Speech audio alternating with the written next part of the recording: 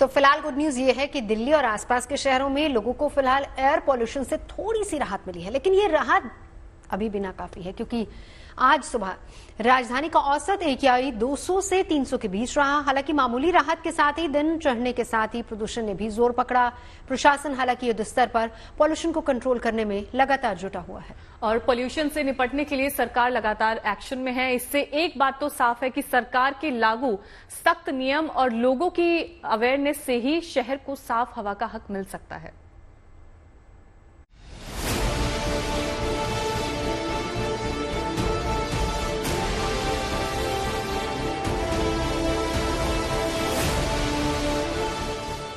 बीते दिनों के मुकाबले कुछ साफ आसमान राजधानी दिल्ली और आसपास के इलाकों में बदली आबो हवा की ओर इशारा कर रहा है। हालांकि दिल्ली NCR को अभी प्रदूषण से पूरी तरह से छुटकारा नहीं मिला है, लेकिन आज जो हालात दिखे हैं उससे लगता है यहाँ पर मौसम की कुछ मेहरबानी जरूर हुई है और दिल्ली वासियों को बढ़ते प्रदूषण से कुछ निजात जरूर मिल रही है।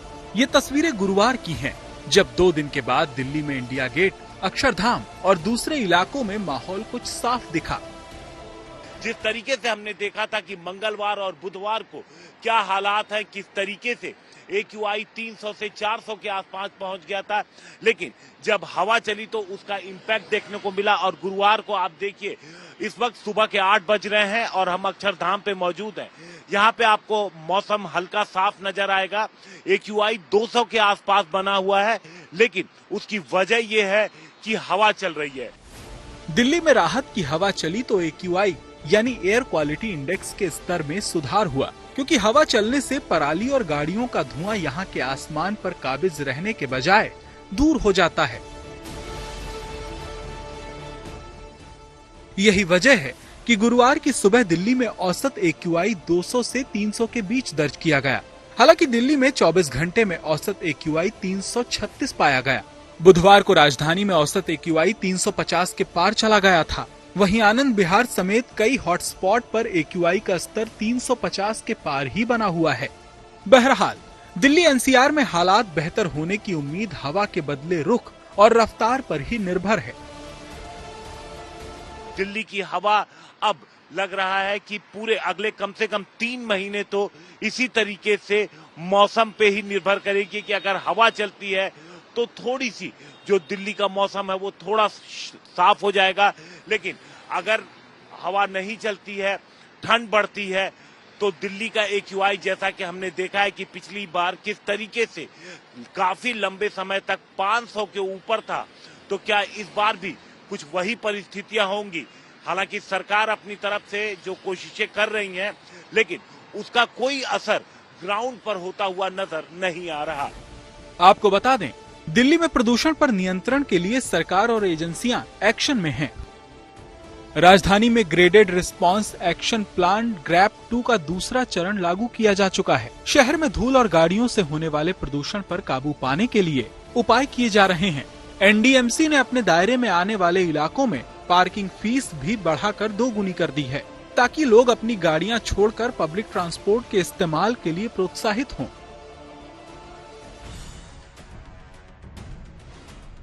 इस बीच हालात पर विचार करने के लिए गुरुवार को दिल्ली के उपराज्यपाल ने Delhi disaster management authority DDMA की बैठक भी बुलाई। वहीं दिल्ली सरकार की ओर से भी लगातार बैठकें हो रही हैं और मंथन चल रहा है कि कैसे दिल्ली की हवा इस लायक बनाई जा सके जिसमें लोग सांस ले सकें। हालांकि इस दिशा में अभी और ठोस कदम उठाए जाने की जरूरत है। साथ ही आम लोगों को भी सावधानी बरतनी होगी ताकि जहरीली हवा से अपनी सेहत की हिफाजत हो सके। दिल्ली से हिमांशु मिश्रा के साथ bureau report, good news today. कितना सुकून मिलता है ना ये जानकर कि दिल्ली की आबो हवा साफ हो रही है। इतनी भी साफ नहीं है, लेकिन बट फिर भी जो आपने कल बात कही थी ना कि इंडिविजुअल रिस्पॉन्सिबिलिटी बनती है आपकी भी, आपको सेल्फ अवेयर होने की जरूरत है। जैसे गाड़ी ऑफ गाड़ी ऑन वाला जो उन्होंने नियम बताया है, अगर आप उसको फॉलो करते हैं तो बहुत हद तक आप कंट्रीब्यूट कर सकते हैं। एक चीज मेरा मानना है कि 365 दिन जो एटलीस्ट हम लोग कर सकते हैं वो है कारपूल। हाँ कुछ ऐसा होना चाहिए कि आप नहीं तो हम लोग देखते हैं कि गाड़ी 4 सीटर 5 सीटर है, उसमें एक बंदा बैठा हुआ। बिल्कुल। तो पर पर्सनल लेवल पे आप लोग क्या करते हैं, मतलब क्योंकि प्रदूषण से बचने के लिए कुछ, जैसे मैं हूँ, मास्क लगाती हूँ, मैं भी लगाती हूँ, ये तो मैं प्रॉपर फॉलो करती हूँ। और मैं गुड़ खाती हूँ, जैसे घर जाके कहते हैं ना, ये गुड़ ना एक मारता है हैबिट बन गई है, प्रदूषण कोविड रोज। के बाद की हैबिट है ये कि मास्क बाहर जाकर लगाना ही लगाना आप तो योगा भी करती हैं? वो तो घर पे देखिए घर पे अब बहुत जरूरी हो गया है एयर प्यूरिफायर। डॉक्टर्स भी कहते हैं, और जो प्लांट्स की हम बात कर रहे थे, स्नेक प्लांट Indoor बहुत plants, फायदा, स्नेक प्लांट जो होता है वो बहुत फायदेमंद होता है। घर में ऑक्सीजन की सप्लाई उससे बढ़ती है। तो जो घर में आप कर सकते हैं वही कर सकते हैं। तो घर में लेकिन ये घर सारी से बाहर चीजें, तो आपको घर से बाहर आपको मास्क का इस्तेमाल करना पड़ेगा, खास करके इन सब चीजों के लिए। और काफी सफोकेटिंग हो जाता है। एग्जैक्टली वैसे अब अगर डॉक्टर्स के पास हम जा रहे हैं तो वो खुद भी सजेस्ट नहीं कर रहे कि आप लंबे समय तक मास्क पहने, क्योंकि कार्बन डाइऑक्साइड वो निकलता है, हम जो उसको रिलीज करते हो, बार बार उसी को इनहेल करना वो भी हमारे लिए ठीक नहीं है। अच्छा, एक चीज और कर सकते हैं, गुनगुने पानी में हल्दी डाल के पी सकते हैं। बिल्कुल, हल्दी डालो, हनी भी ले सकते काली हैं आप, मतलब हनी हो गया, जिंजर हो गया, ये सब चीजें। दालचीनी भी बड़ी अच्छी है, दालचीनी का पाउडर हल्का सा। घरेलू नुस्खे बहुत फायदेमंद होते हैं। और दिल्ली के मंत्री भी कुछ बोल रहे हैं। बिल्कुल, यही सारे सुझाव जो हैं ये हमने आपको दिए हैं। इसके अलावा हम बताते हैं आपको, दिल्ली के पर्यावरण मंत्री गोपाल राय से जानते हैं दिल्ली सरकार प्रदूषण से निपटने के लिए क्या कुछ कदम उठा रही है। हमारी सरकार की कोशिश क्या है कि पहले दिल्ली में अपने हिस्से का जो पोल्यूशन पैदा होता है, चाहे गाड़ियों का पोल्यूशन हो, चाहे डस्ट का पोल्यूशन हो, चाहे बायोमास बर्निंग का पोल्यूशन हो, उसको युद्ध स्तर पे कंट्रोल करने के लिए काम किया जाए। और उसके लिए आम आदमी पार्टी की सरकार काम कर रही है। पार्टिसिपेटरी मॉडल आप लेके आ रहे हैं, रेड लाइट ऑन, गाड़ी ऑफ, ये सब कैंपेन कर रहे हैं, लेकिन आर्टिफिशियल रेन्स को लेके जो आपकी कोशिश है उसमें कितना प्रोग्रेस हुआ है? सेंटर को आपने चिट्ठी लिखी थी, जवाब मिला नहीं मिला, या फिर ये कॉस्मेटिक तरीका हो गया है कि क्राइसिस बढ़ा है तो कुछ करते हुए सरकार दिखे?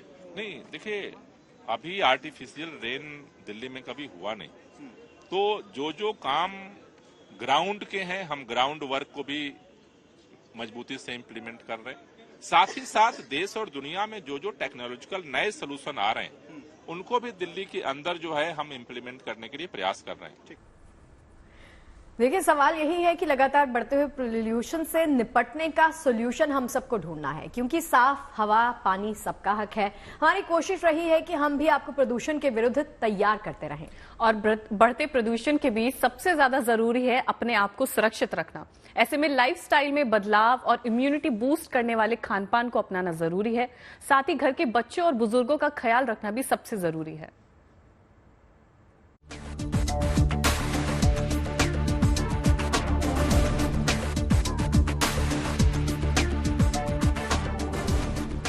धूल धुएं का गुबार दिल्ली की उत्सवी चमक को फीका करने पर आमादा है, लेकिन दिल्ली वालों को भी साफ हवा का हक है।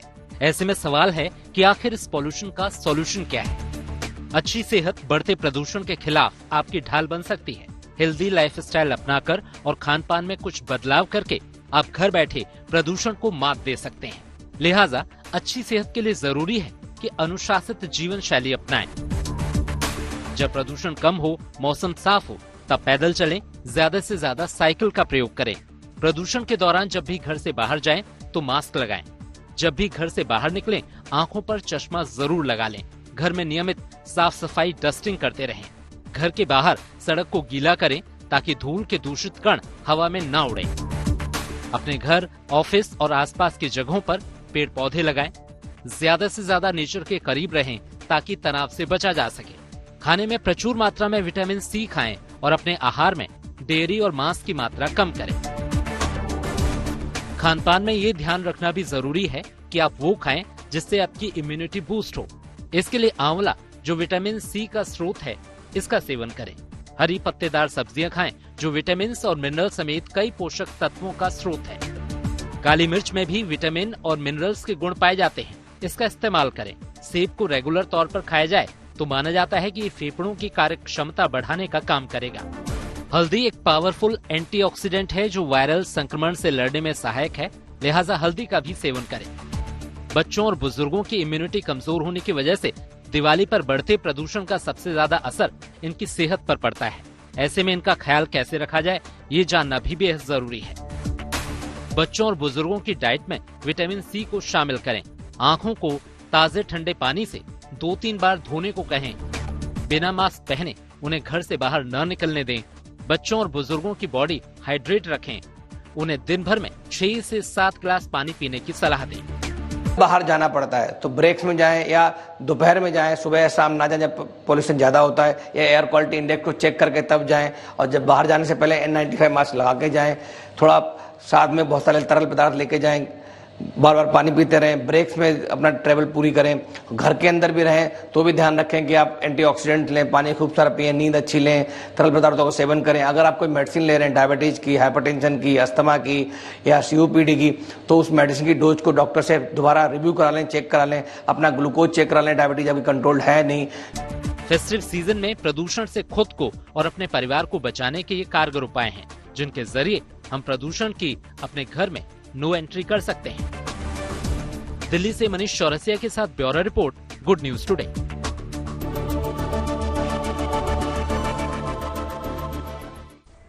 अच्छा, वैसे एक बात और कि अगर आपको प्रदूषण को हराना है सही मायने तो इस बार क्लीन दिवाली और ग्रीन दिवाली मनाइए। उत्सव में कमी नहीं होनी चाहिए। दिवाली पर घर सजाइए, दिए जलाइए, मिठाइयां खाइए, खुशियां मनाइए। देखिए, लेकिन अब बच्चों के जरिए एक अहम संदेश आप तक पहुंचाते हैं। इस बार हेल्दी सेलिब्रेशन से बढ़ेगी उत्सव की चमक और ये सेलिब्रेशन देगा पॉल्यूशन का सॉल्यूशन। देखिए,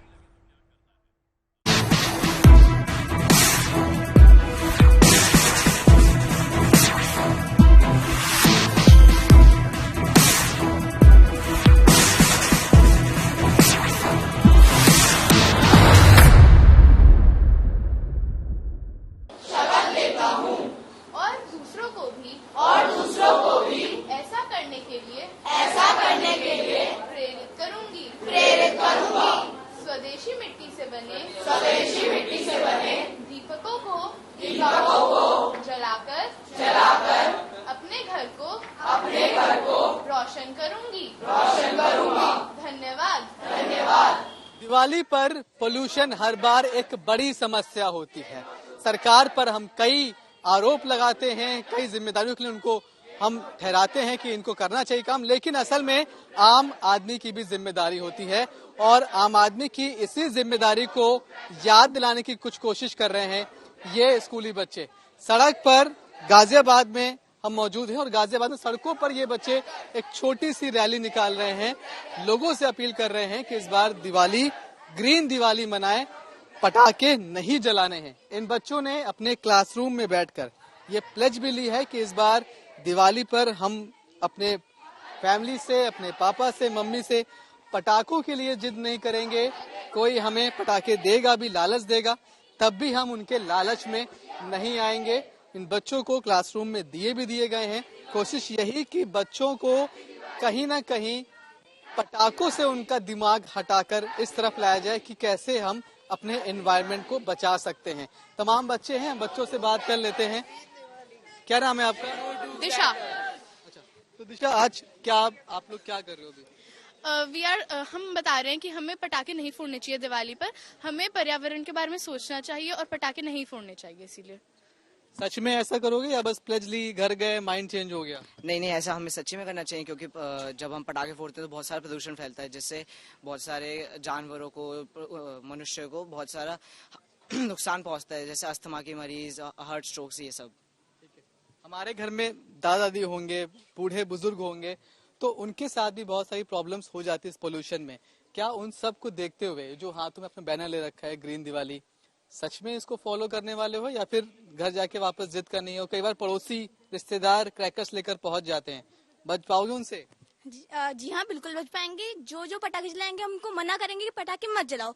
हम खुद भी नहीं जलाएंगे और जो जला रहे होंगे उनको मना करेंगे, अगर तुम पटाखे जलाओगे तो एनवायरनमेंट में पॉल्यूशन फैलेगा, जिसकी वजह से बहुत सारी नुकसान होंगे हमारे एनवायरनमेंट में, एक्सेट्रा बहुत कुछ आएगा। और हमें we should celebrate clean Diwali, green Diwali. Thank you. Clean Diwali, green Diwali, ये सिर्फ एक मैसेज है या फिर इसको हर साल आगे लेकर जाना है? सर, हमें इसे हर साल आगे लेके जाना चाहिए, क्योंकि ये सिर्फ इस साल की बात नहीं है। हर साल ही पटाखे फोड़े जाते हैं और हर साल ही प्रदूषण फैलाया जाता है। प्रदूषण सिर्फ हमारी जनरेशन के लिए नहीं, हमारे आने वाली जनरेशन के लिए भी खराब है। भाई, घर को सजाने संवारने की बात हो रही है तो मैं इन सबको ना एक फोटो दिखाना चाह रही हूँ, मैंने अभी निकाली है। इसको कहते हैं anthurium plant. This is green with red leaves, बड़ा ही सुंदर है, ऑक्सीजन जनरेट करता है ये। आप इस फोटो को इंस्टाग्राम पे शेयर कीजिएगा ताकि लोग ये फोटो देख सके, है ना। और सेल्फ वाटरिंग पॉट है, इसको ज्यादा पानी देने की जरूरत नहीं है। तो घर को सजाइए, संवारिए, उसके टिप्स हम आपको देंगे। लाइटिंग करते हैं, रंगोली बनाते हैं, वैसे भी धार्मिक मान्यताओं के मुताबिक कोई भी शुभ काम करने से पहले रंगोली बनाने से वहां पर पॉजिटिव ऊर्जा पैदा होती है। लेकिन अगर उस स्थान पर कोई भी नकारात्मक ऊर्जा हो तो उसका भी नाश हो जाता है। तो रंगोली के पीछे की पूरी कहानी क्या है, रंगोली दीपावली पर क्यों बनाई जाती है, दीपावली पर रंगोली बनाने के पीछे क्या मान्यता है, इसको लेकर हमने बात की है वास्तु विशेषज्ञ करिश्मा त्रेहान से।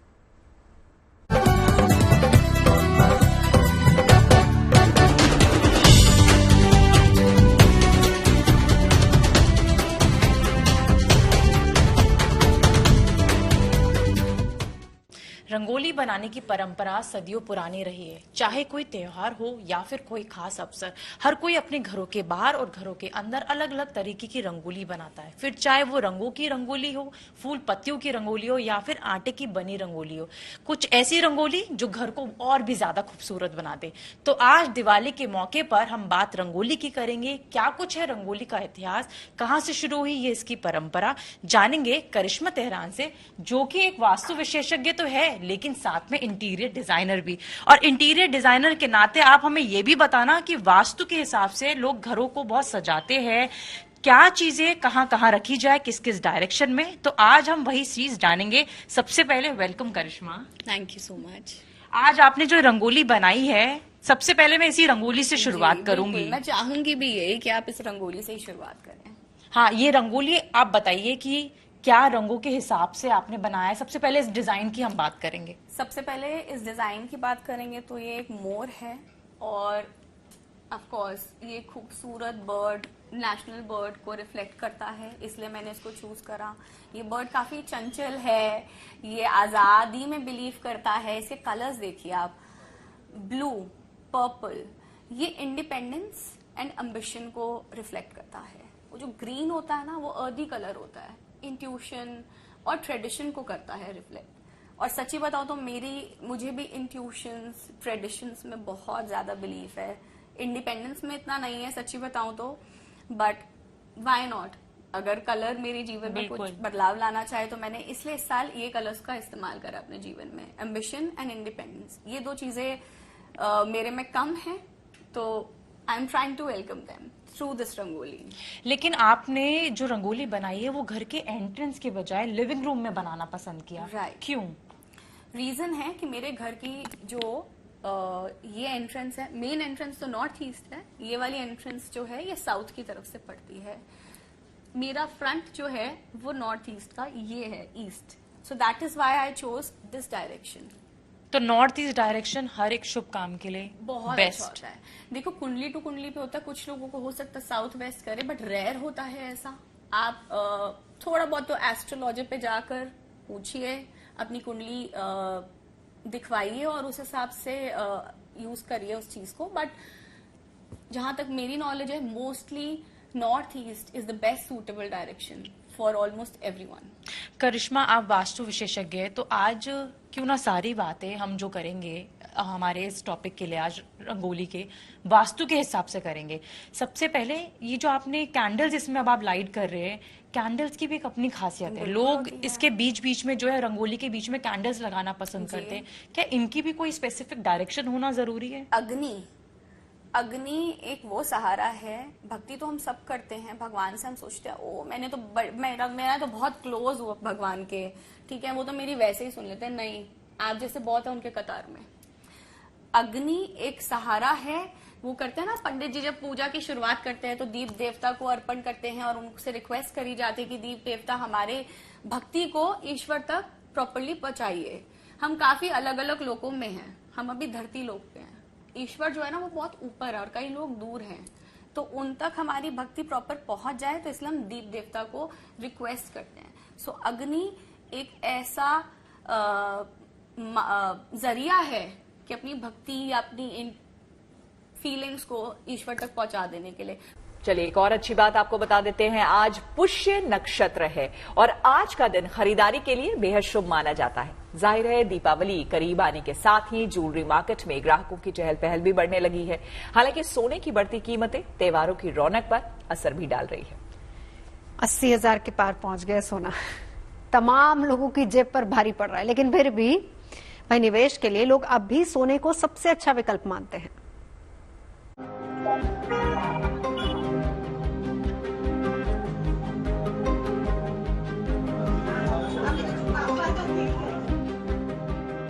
दिवाली का त्योहार आते ही ज्वेलरी शोरूम्स की रौनक बढ़ गई है।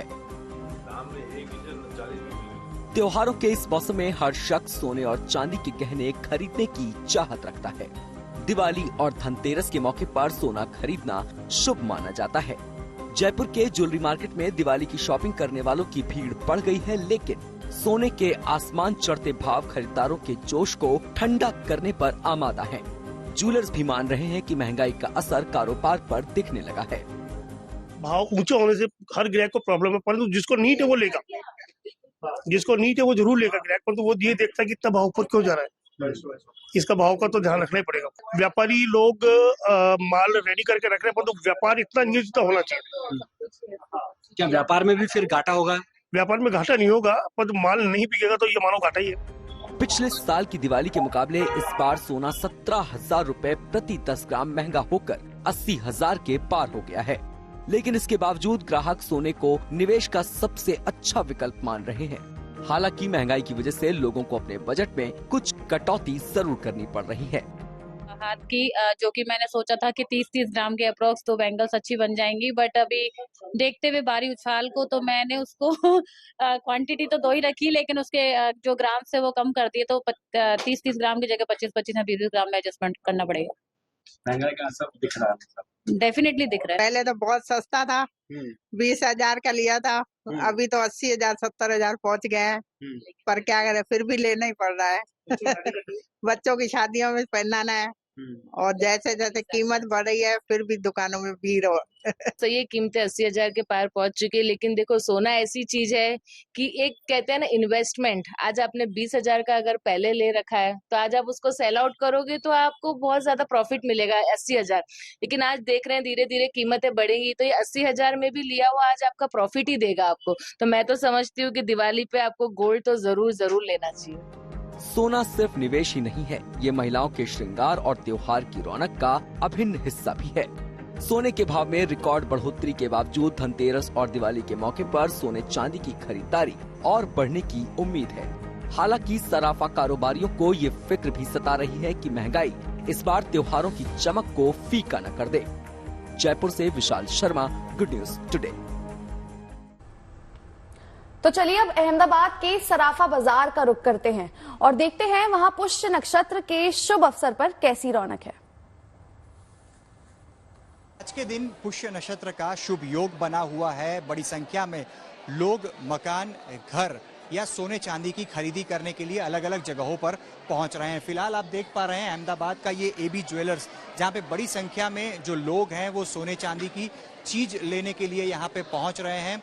पुष्य नक्षत्र पर माना जाता है कि सोने चांदी की खरीदी करना शुभ माना जाता है। कोई भी अगर अपने नए घर में प्रवेश करना चाहता है तो आज का दिन भी विशेष तरीके से शुभ माना जाता है। लोग अलग अलग इयररिंग्स हो, रिंग हो, चाहे नेकलेस हो, ये तमाम चीज़ों की खरीदी करते हुए दिखाई भी पड़ रहे हैं। हमारे साथ एबी ज्वेलर्स के मनोज भाई सोनी भी मौजूद हैं, उनसे भी बात करेंगे क्योंकि हर साल आज के दिन बड़ी संख्या में लोग ज्वेलरी की भी खरीदी करने के लिए अलग अलग शॉप्स में पहुंचते हैं।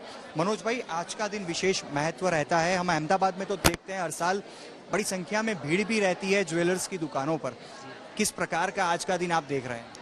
जी, हर साल की तरह अच्छा ही माहौल है। लोग बुलियंस भी, मतलब सोने चांदी के लगड़ी सिक्के भी ले रहे हैं और आने वाले प्रसंगों के लिए जो तैयारी के तौर पे गहनों की खरीदारी भी, एडवांस बुकिंग भी अच्छे से हुई है और आज के दिन भी आकर के वो डिलीवरी भी ले रहे हैं और नए से भी सिलेक्शन करके ले रहे हैं।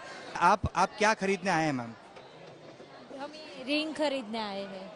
इन्वेस्टमेंट पर्पस है कि पुष्य नक्षत्र है, कुछ खरीदना है और आप आए हैं आज? नहीं, पुष्य नक्षत्र है इसीलिए। कितने तक का बजट है? क्या भाव सही लग रहा है? ये देख लेते हैं। तो कीमत भी जो है वो लगातार कहीं ना कहीं सोने चांदी की अगर बात करें तो वो लगातार बढ़ती जा रही है, लेकिन इस बीच जितनी भी ज्वेलरी शॉप्स पे हम नजर कर रहे हैं, पुष्य नक्षत्र के नाते लोग यहाँ पे बड़ी संख्या में पहुंच रहे हैं और सोने चांदी के जो गहने हैं वो भी खरीद रहे हैं। जिस प्रकार से एबी ज्वेलर्स के ओनर मनोज भाई सोनी का भी कहना है कि आने वाले दिनों में शादी की भी सीजन आती है तो लोग आज से खरीदी करने की भी शुरुआत करते हैं। तो अपने घरों में शादी के लिए भी कई लोग खरीदते हैं। साथ ही में सोने और चांदी में इन्वेस्टमेंट भी एक बहुत बड़ा ट्रेंड साबित हो चुका है पिछले कई दिनों से, क्योंकि सोने चांदी की कीमत लगातार बढ़ती जा रही है। इन्वेस्टमेंट पर्पज से भी लोग बड़ी संख्या में आज के दिन गहने की खरीदी करते हैं। कैमरा पर्सन साजिद आलम के साथ Atul Tiwari, good news today, Ahmedabad.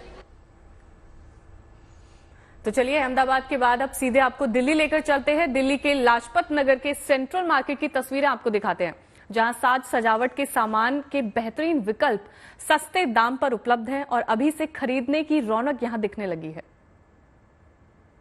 Diwali मतलब पार्टी, सेलिब्रेशन और शॉपिंग। कोई भी त्योहार हो शॉपिंग तो मस्ट है, लेकिन बात जब दिवाली की हो तो लोग अपने घरों के अंदर नहीं घरों के बाहर नजर आते हैं। इस वक्त की जो हम आपको तस्वीरें दिखा रहे हैं वो दिल्ली के लाजपत नगर मार्केट की, और आप तस्वीरों से ही अंदाजा लगा सकते हैं कि किस तरीके की जो रौनक है दिवाली को लेकर वो अब नजर आ रही है। बेहद ही कुछ ही दिन जो है अब बचे हुए हैं दिवाली की शॉपिंग के लिए, और लोग जो है अपने घरों से बाहर इस वक्त नजर आ गए। शुरुआत में तौर में अगर मैं तस्वीरें दिखाऊं तो आपको इस तरीके के जो बंधनवार और लटकने नजर आएंगे कि बेहद खूबसूरत वैरायटी के साथ इस वक्त मार्केट में आ रखी है।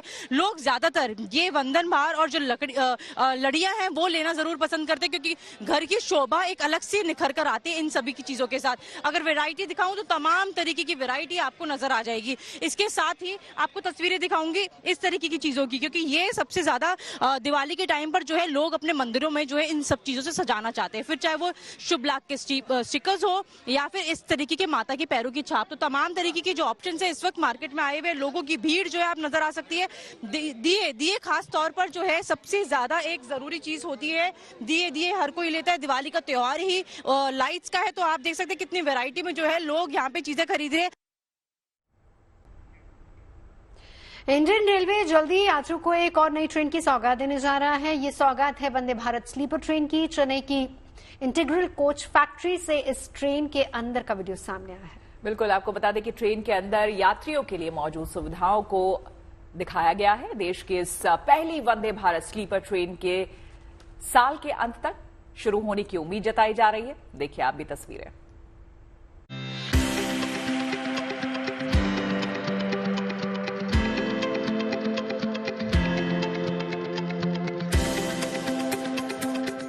साफ सुथरे कोच, आरामदायक birth, reading lamp, charging points, sliding door, emergency talk back unit, CCTV कैमरे, कुछ ऐसी आधुनिक सुविधाओं से लैस है देश की ये पहली वंदे भारत स्लीपर ट्रेन, जिसका इंतजार यात्रियों के लिए जल्द ही खत्म होने वाला है।